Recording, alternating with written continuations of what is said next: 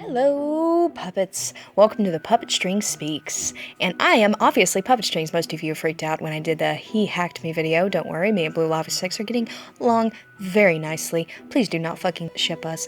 That has been going on a little too much. Don't worry, I've been here, I always have, and I always will. Take a seat and enjoy this first episode. Now, this question, the very first question, is tossed around like a hooker at an orgy. Boy, I'm so getting attacked for that. Anyway, but how many times have we asked this question? Is Jeff the Killer gay? Wait, wrong question. Already covered that in a video. Very sorry. Nope, the question is, are Proxies and pastas different? Well, how about we talk about that? First, I'd like to say thank you everybody for joining me in this first episode. In this episode, we'll have 3 parts. So part 1, pastas. The first thing that comes to mind might be Slenderman or Jeff the Killer, but let's take Jeff for an example.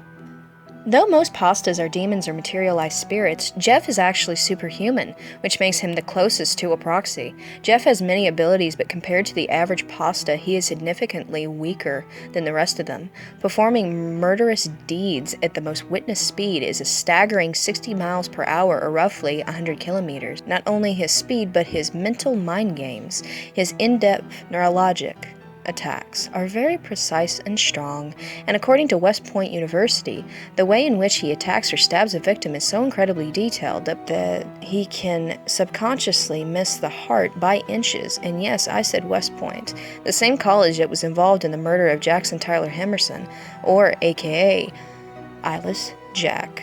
But that's besides the noodle point here. Using Jeff as an example is a perfect poster child.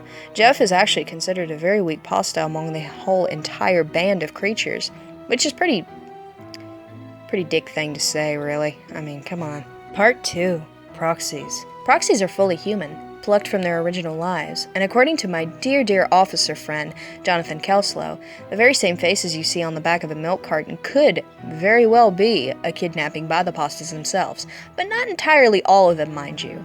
Besides that example, proxies normally are quite fast, as they are trained to be so. However, unlike pastas who seemingly have a never-ending lifespan, every 10 years to a proxy is 1 year to their age. And also, proxies with injuries seem to truly heal rather quickly. An anonymous university in Utah ran a test on a nameless 19-year-old woman whom was believed to be a proxy. She had a compound fracture in her left leg, and after the bone was reset, her leg healed back as if it never happened in as little under 2 weeks. Getting away from this, proxies are trained for 3 to 7 years straight. If they fail, they die. It is a rigorous 3 to 7 years indeed, but they come out of it robotic soldiers. Nevertheless, they are truly trained to kill. But are they trained to stalk? Yes, they are. Understand, though, it is a very uncommon thing that a proxy will stalk someone, with only 7 documented files on it in the last 122 years. And another thing, what exactly are proxies?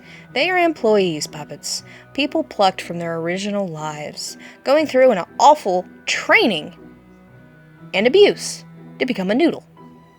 Part 3. The difference. The difference is night and day.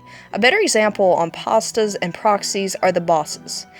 Pastas are the bosses and proxies are the employees. Pastas are generally stronger while proxies are much weaker. Like I compared them to Jeff, one of the weakest pastas, so to speak. If he went against the strongest proxy that had been trained by the family for 7 to 12 years, which is absolutely possible, that proxy would draw his last breath in 2 seconds, and the chances of a proxy stalking you is not only rare, but near to impossible. I'm not saying it couldn't happen, but it's a pretty good chance it won't. However, with pastas, it most definitely could. Thank you everybody for joining me in this first episode. And by the way, Greatest Puppets, if you haven't been following my social media, you so should. I'd love to see you there. I can more than definitely fill you all in. In every Puppet String Speaks episode, I will offer all of you and awesome puppets a challenge. Send me doing that challenge to my social media, and I just might feature it and give you a stringed shout out. So this month's challenge is, can you mimic me? As in voice, as in makeup, you know what I mean. You have been such a great audience, and sleep tight, my noodles.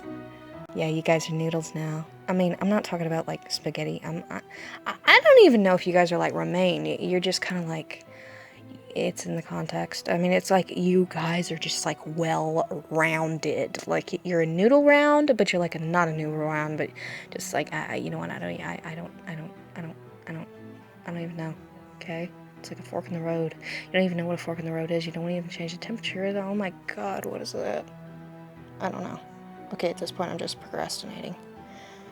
Yeah, okay, that curtain is totally staring me down. Oh my God.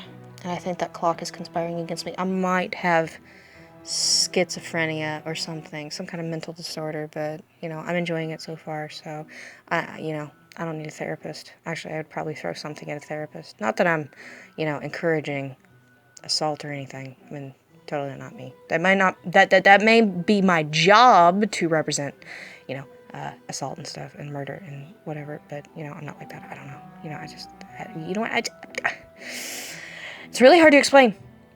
Okay? I need help. Oh my God.